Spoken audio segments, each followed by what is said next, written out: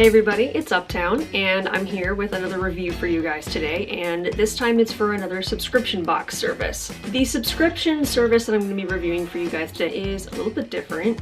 This one is actually for fragrances. So a company called Scentbird reached out to me and asked me if I wanted to give one of their fragrances a try and tell you guys a bit more about the service that they offer, and I said yes because at the time I actually didn't know anything about fragrances or perfumes, colognes, etc., whatnot. But I wanted to. I've been looking into trying maybe some more fragrances, and I figured that this was a pretty good opportunity to give it a shot. So Scentbird is a company that has a website, and you can go onto their website and sign up for it and sort of customize your own personal customer profile, and they send you fragrances once a month. What Scentbird does that I think is actually pretty cool is that instead of sending you this fragile and very breakable like perfume or cologne bottle, they do this thing where they, I believe, send you a spray capsule and then the fragrance in a capsule that you load into it, and then with each fragrance that you get after that, they send you sort of a refill canister that you then put back into your little spray thing, and that's how you get more fragrances, and you can kind of switch out the contents and what it does. It's more reliable, it's less wasteful. I think it's pretty smart. So I had the opportunity to go onto Scentbird's website and browse through basically everything that they have to offer, which I must say their selection is enormous. I had no idea there were so many things to choose from. I knew that the fragrance business was big. I knew that there was a lot of variety, a lot of breadth and depth to the selection that was out there, but I'd tell you, this site has like everything. A lot of really popular name designer brands, a lot of different varieties of similar fragrances. For each fragrance, they tell you what notes it has in it, what the scent is, what you can expect from it. They tell you if it's marketed towards men, women, or both. They have average ratings of how well their fragrances have been reviewed by their users. They tell you sort of what occasion each fragrance is designed for, whether it's for casual, whether it's for, you know, date nights or dinners or afternoons or whatnot. It's a lot. Like I mentioned before, I know nothing about fragrances, or I didn't at the time that I took this review on.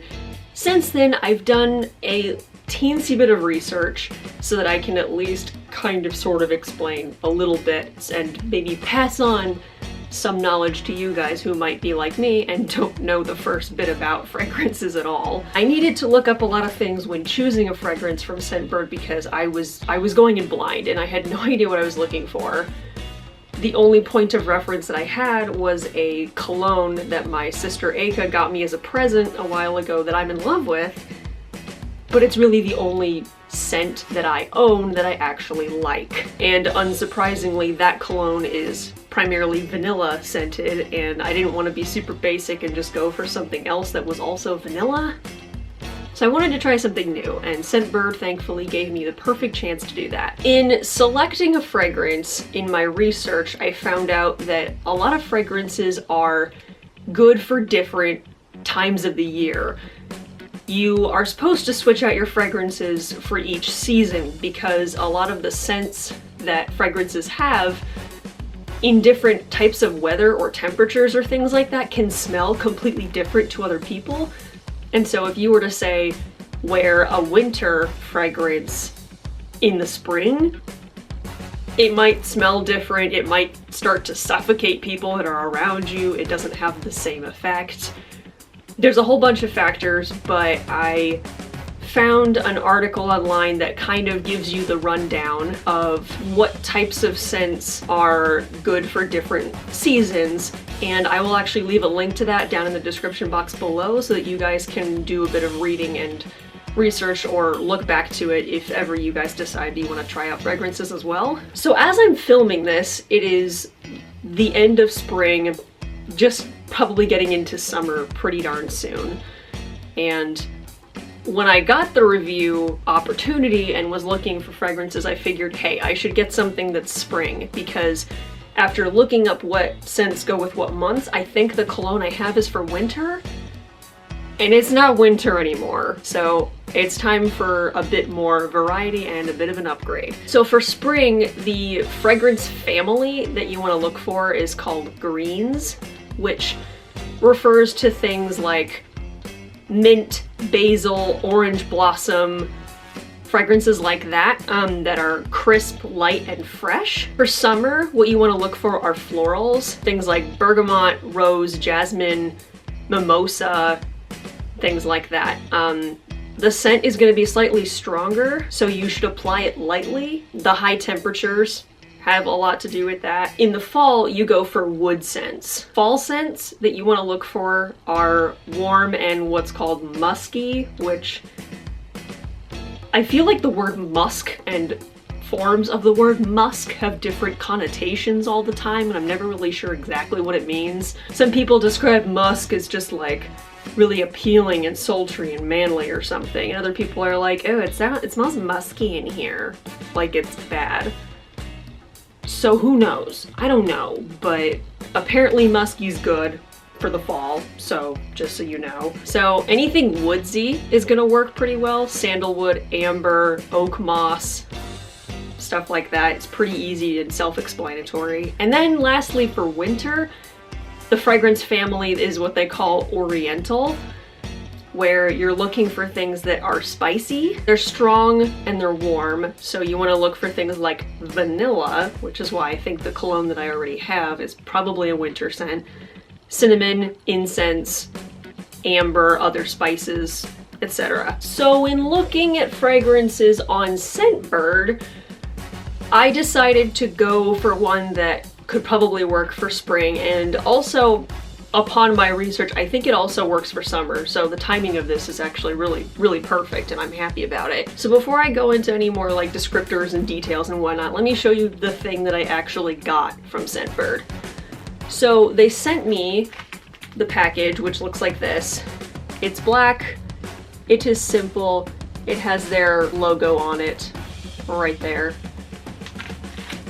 It's pretty simple. Everything in the package is down here. So we're gonna open this up and see if what I've been told is true about this whole refillable, exchangeable capsule spritzer thing.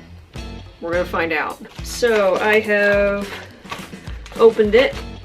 Oh, I just lopped the end off of this with the scissors. Oh well. Okay, so Scentbird has sent me a little flyer card with some things on the back about how to use this infamous spritzer. So I'll read to you what it says. Hello, beautiful. We are thrilled to welcome you to the magic of Scentbird. Your monthly perfume fix has arrived. They've got me hooked. So they tell you how to use it. You twist to spray, twist to close, just like lipstick. Oh, that's cool, that's intuitive. And then how to replace is that you twist it, you pull the old vial up to remove it, and then you drop in the new scent and you twist it to close. So it sounds super easy, which is really nice. So it says you can rate your scent. You can go to your profile to rate your perfume. The more you rate, the better your recommendations become. Update your queue. Change your queue by logging into your account before the 5th of the month. After that, your next month's perfume is locked in, so choose wisely. Okay, so I guess you basically... It reminds me a bit of Netflix, maybe? Like your Netflix queue, if you're doing the whole, like, order, like, discs online and have them delivered to your house thing, like my parents do. And then you can tell your friends. Tell your friends about Scentbird and earn a free perfume. And at the bottom, they have a bunch of their social media. They also have the hashtag Scentbird, apparently, so if you want to, like, maybe look at people's reviews or see people talking about it on social media, you can look up that hashtag and probably find it pretty darn easily. And then in here, fancy! So in the bottom of the bag, their thingy, I still don't know what it's called. What is it called? It doesn't tell me. I have no idea what this thing is supposed to be called. The thing inside is a vial, and I don't know what the container for the vial is. So we're gonna call it the spritzer thingy. So the spritzer thingy in the bottom of the package, it comes in this really fancy little drawstring, like velvet pouch with their logo on it, Scentbird, New York. So this makes me feel special. Oh wow. Okay, so this is what it looks like. It looks like a big lipstick. That's literally what it looks like. So it's just like this big lipstick thing with their logo on it. And they've got their cute little birdie logo. Okay, I want to open it, but I'm not going to open it yet because I want to tell you what the actual fragrance is and then we can play with it. So the fragrance that I ended up picking from Scentbird is called, wow, you know, I really hope I can pronounce this. And this is one of the easier ones to pronounce because a lot of them have really crazy names that I wouldn't be able to say. It's the EB Florals by Eric Butterbaugh.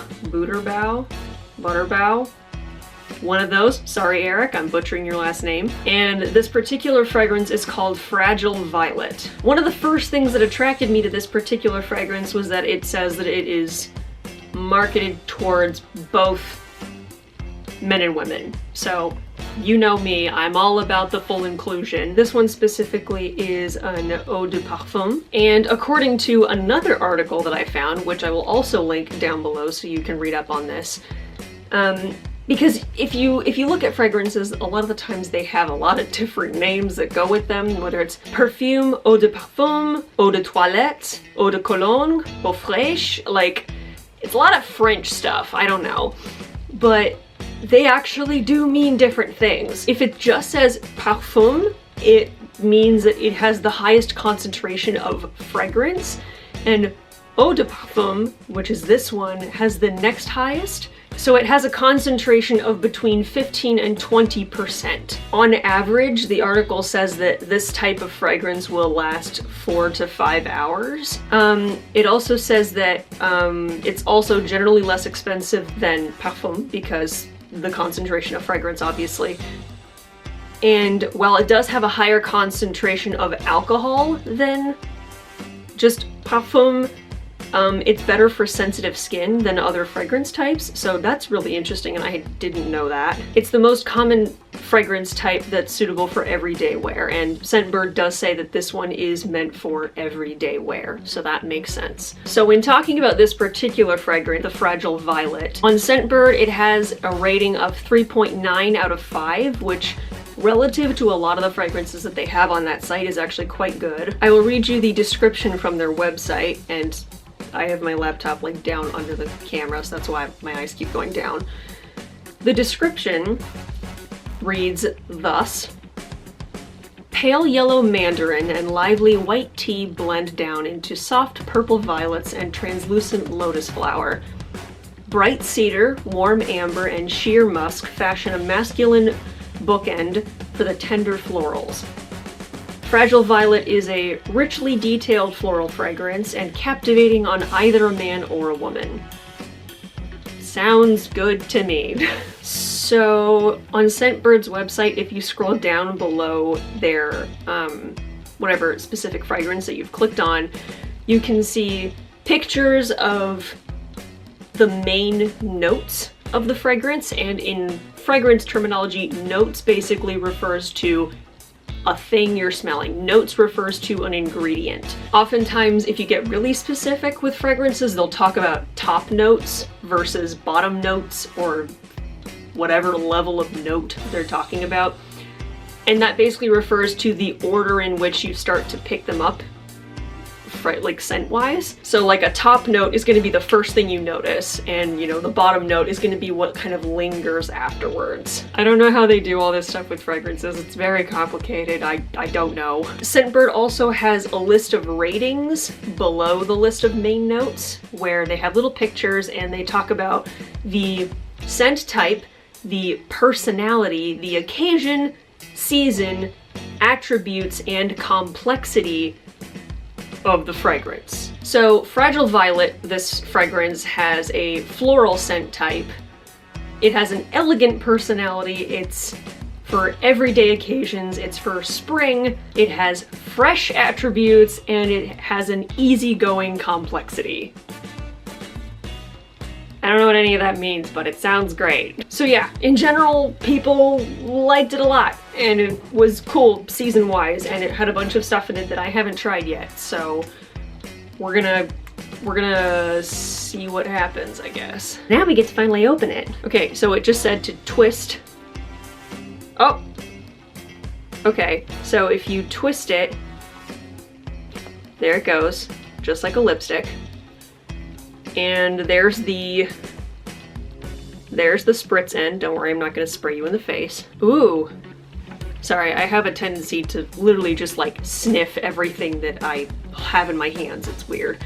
You can definitely smell it inside the vial.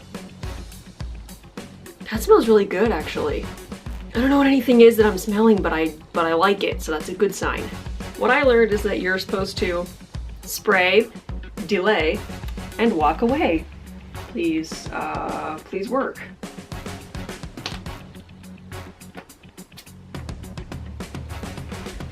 Okay.